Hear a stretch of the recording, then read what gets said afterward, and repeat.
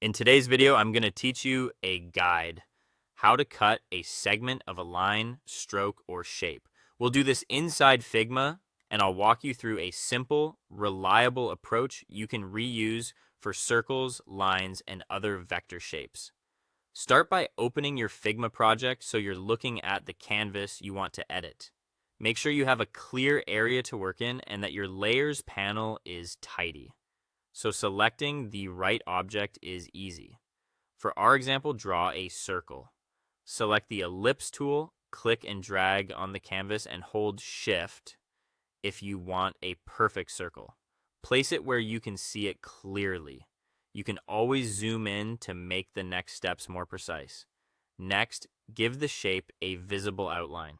With the circle selected, go to the stroke section in the right sidebar and increase the stroke weight until it's easy to see.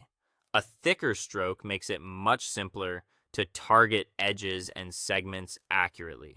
Choose a color that contrasts with your background so the outline stands out. After setting the stroke, move to the fill section. Because we only want to work with the outline, remove the fill to make the center transparent. Click the minus icon in the fill area, and you should be left with just the stroke.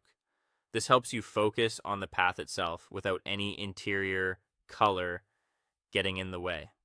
Now it's time to cut the segment. Enter vector editing on the circle by double-clicking it until you see the path nodes, or by selecting it and switching to edit mode. Carefully move your cursor along the edge of the circle to locate the highlighted points. These small nodes are where the path can be adjusted.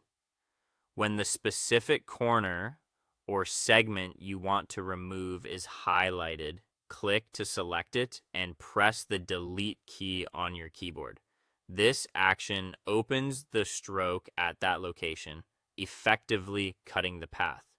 If you need the opening to be larger, select the segment between the neighboring nodes and delete again. You can also drag the exposed endpoints to fine-tune the gap and keep the curve smooth. That's it. You've turned a closed shape into an open path by removing a segment of the stroke.